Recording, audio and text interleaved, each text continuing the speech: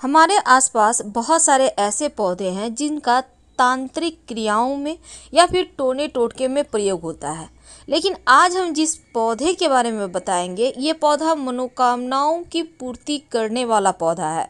इस पौधे को साक्षात गणेश जी का स्वरूप या फिर ऐसा समझ ले कि शिव जी का सबसे पसंदीदा पौधा है ये मदार, जिसको हम आक भी कहते हैं।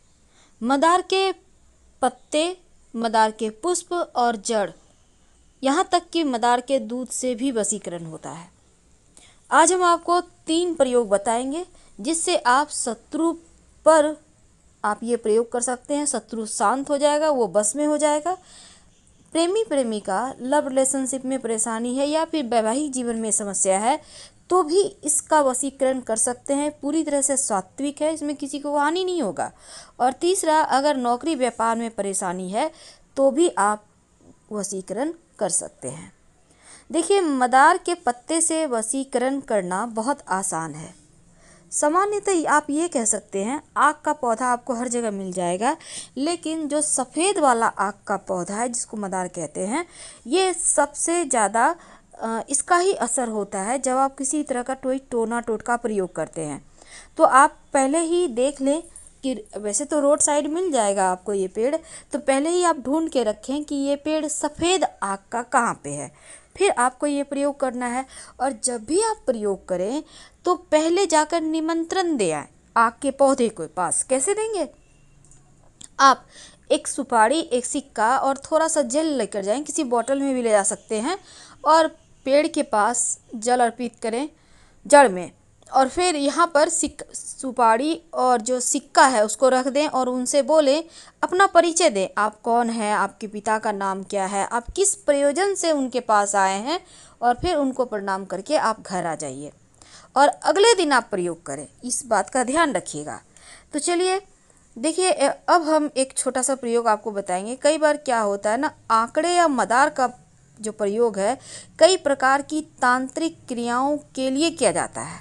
तो आज हम बहुत तरह के प्रयोग होते हैं, पर हम आपको कोई बड़ा वाला तांत्रिक प्रयोग नहीं बताएंगे। हम पहले ही क्लियर कर दें, वो जो होता है मारन वाला, वो सब नहीं बताएंगे। सिंपल तरीके से आप शत्रुओं को शांत करें, आप प्रेमी प्रेमिका एक दूसरे के करीब आएँ, बस यही बताएंगे।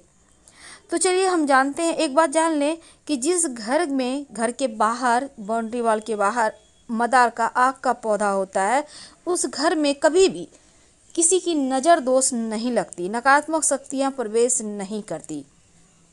अगर आपके घर के सामने मदार का पौधा है तो आप बहुत भाग्यवान हैं। अब जरूरी नहीं कि गेट के ठीक सामने हो, आपके बाउंड्री वॉल के आसपास भी हो सकता है। तो ये पौधा का होना बहुत अच्छा होता है, क्योंकि आपके घर में लोगों का तंत्र क्रिया असर नहीं करेगा या फिर लोग कर ही नहीं पाएंगे। लेकिन सवाल ये भी है कि कहाँ पे लगाएं, किधर लगाएं। तो देखिए, उसके भी वास्तु में नियम है। आक का पौधा जो होता है ना, वो भले ही तंत्र क्रियाओं के लिए भी यूज होता है और उसको नष्ट भी करता है, और इसके दूध से भी वशीकरण होता है, इसके पत्ते का भी प्रयोग होता है।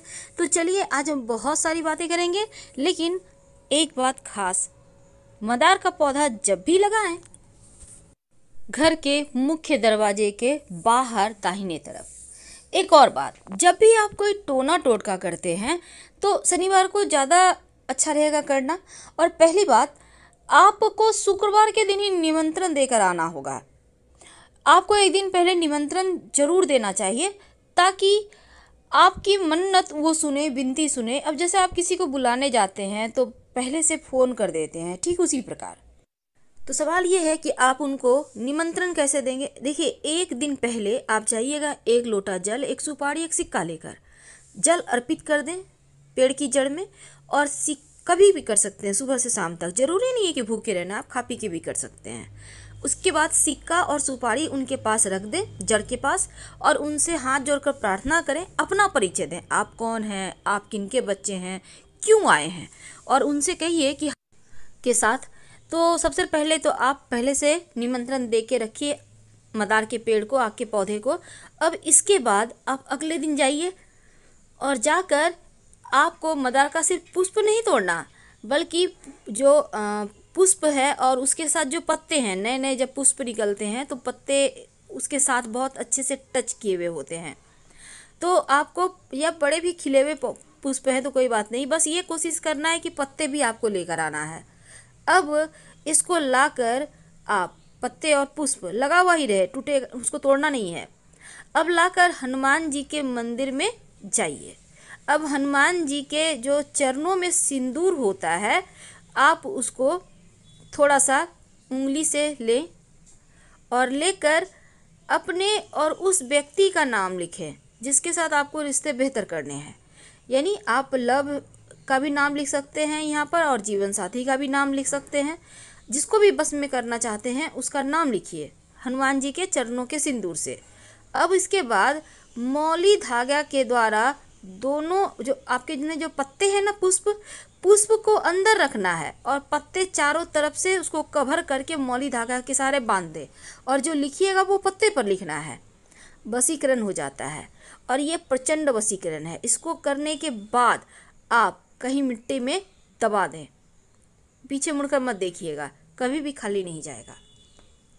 अब हम आपको एक छोटा सा प्रयोग बताएंगे। जब शत्रु विरोधी ज़्यादा परेशान करे, जब आपको लगे कि यहाँ से बाहर नहीं निकल पा रहे, शत्रु बहुत परेशान कर रहे हैं, तब एक छोटा सा काम कीजिए। आपको यहाँ भी निमंत्रण देना है पहले से, इस बात का याद रखिएगा।